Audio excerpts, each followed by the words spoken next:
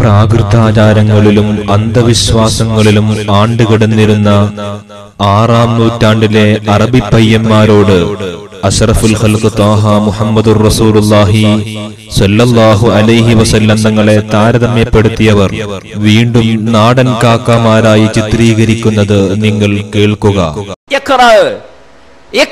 രാത്രി ഇരുട്ടത്ത് ഗുഹയിൽ ഭജനമിരിക്കുന്ന മുഹമ്മദ് നബി സല്ലല്ലാഹു അലൈഹി വസല്ലം എന്ന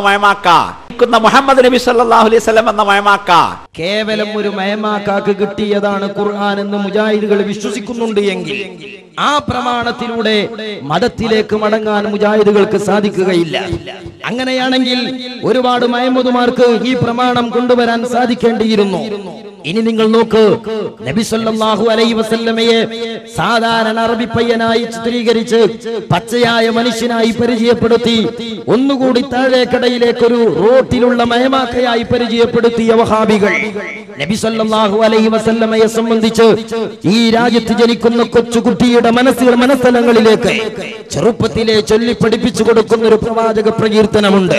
സല്ലല്ലാഹു അലാ മുഹമ്മദ് സല്ലല്ലാഹു അലൈഹി വസല്ലം എന്ന് പറയുന്ന ഒരു വിശ്വാസിയുടെ ചുണ്ടുകളെ ധന്യമാക്കേണ്ട വാചകങ്ങൾ, ആ വജസ്സുകളെ, ആ പ്രകീർത്തനങ്ങളെ വളരെ അശ്ലീലമായ ശൈലിയിൽ വിശ്വാസികളുടെ ഹൃദയങ്ങളിലേക്ക് പ്രവാചക മതിപ്പിനെ നിഷ്കാസനം ചെയ്യുന്നതിന് വേണ്ടി അടിച്ചു കയറ്റാൻ ശ്രമിക്കുന്ന മൗലവിമാരുടെ വാചകങ്ങൾ ശ്രദ്ധിക്കുക. സല്ലല്ലാഹു അലാ മുഹമ്മദ് സല്ലല്ലാഹു അലാ മുഹമ്മദ് സല്ലല്ലാഹു അലാ മുഹമ്മദ്. ഇനിയൊരു വേളയിൽ അശ്ഹദു അല്ലാ ഇലാഹ ഇല്ലല്ലാഹ് അശ്ഹദു അന്ന മുഹമ്മദുർ റസൂലുള്ളാഹ് എന്ന് പറയുന്നിടത്തേക്ക് നമ്മുടെ കവലകളിൽ വരുന്ന വഹാബികൾ തരം താഴ്ന്നു പോയി കൂടായികയില്ല.